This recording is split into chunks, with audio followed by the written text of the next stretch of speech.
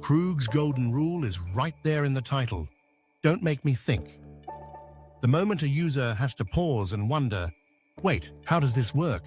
You've already lost them. That's because the internet isn't a patient place. People are in a hurry.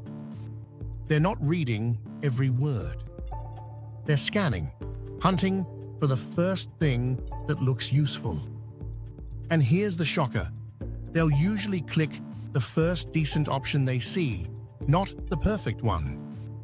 That means your design must scream the right choice instantly. So how do you make that happen? Let's break it down, starting with how people actually use the web. Most designers think users carefully read and compare everything like a detective in a crime drama. Nope.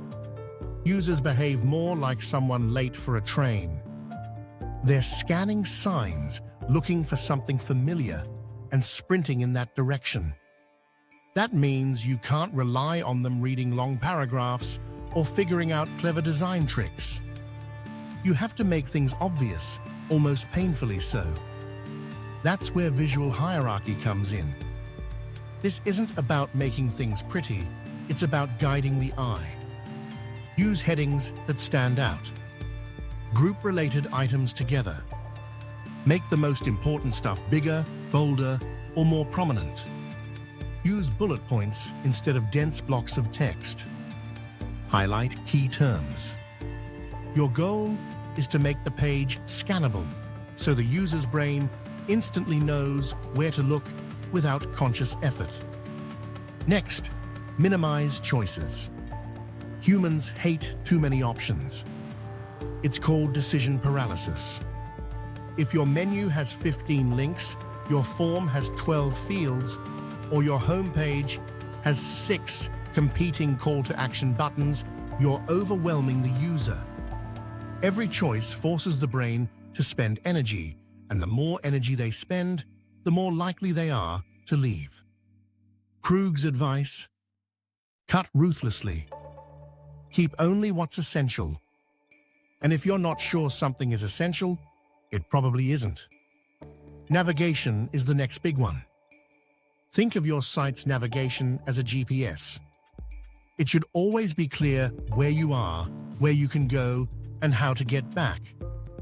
That means consistent menus on every page, clear labels, and yes, your logo should always take the user back to the home page. Break these rules, and your site becomes a maze. Users shouldn't have to hunt for the back button like it's buried treasure. Now here's a controversial point. Conventions are your friends. You know those blue underlined links, the shopping cart icon, the magnifying glass for search? Use them. They might feel boring, but they work because everyone knows what they mean. If you try to reinvent these, you might feel clever, but you'll also confuse your users. And confusion is the enemy of good design. Then there's copywriting. Words are heavy. Every extra word adds friction. Krug's rule: omit needless words. Write your text, then cut it in half, and then cut it again. The less your users have to read, the faster they can act. Keep instructions short, labels clear, and headlines direct. People aren't here to read a novel, they want answers now. Here's where many teams fail: testing.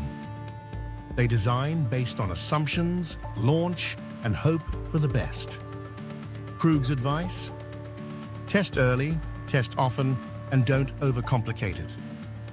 You don't need a fancy lab or hundreds of users.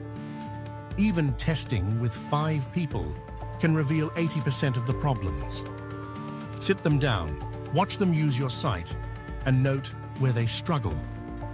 Every time you remove a point of confusion, you make your site better. In today's world, you can't forget mobile and accessibility. Your site needs to adapt seamlessly to phones, tablets, and desktops. Buttons must be big enough to tap with a thumb. Text must be readable without zooming. And accessibility isn't just a nice to have, it's essential. That means alt text for images, proper contrast for text, and navigation that works with a keyboard or screen reader. A site that's accessible to everyone isn't just good ethics, it's good business. Now let's connect the dots. Imagine your website as a store. If customers walk in and instantly know where to go, find what they want without asking, and check out in seconds, they'll come back. But if they wander aimlessly, can't find the cashier, and trip over boxes in the aisle, they'll leave and probably never return. The same logic applies online. Your design's job is to guide, not confuse. So the big takeaway from Don't Make Me Think is simple: make it obvious. Make it easy. Make it fast. When you do, users feel smart, confident, and in control. And when they feel that way, they stay longer, click more, and trust you more. Every design choice should be tested against one question. Does this make the user think unnecessarily? If yes, simplify it. Here's my challenge to you. Pick one page on your site, maybe your home page or your checkout page, and run it through Krug's rules. Is the main action obvious? Are there too many choices? Is it scannable? Does the navigation feel like GPS? Could you cut any words? Test it with a few people. Watch where they hesitate. Then fix it. Do this, and you'll start seeing instant improvements. Because in the end, the internet is a battlefield for attention. The sites that win are the ones that make life easiest for the user. And if you remember one thing from this book, remember this: good design isn't about making people say, "Wow, that's clever." It's about making them say nothing at all, because everything just works. If this breakdown helped you rethink your design, share it with a friend who's building a website. And let me know in the comments, which of Krug's principles will you apply first?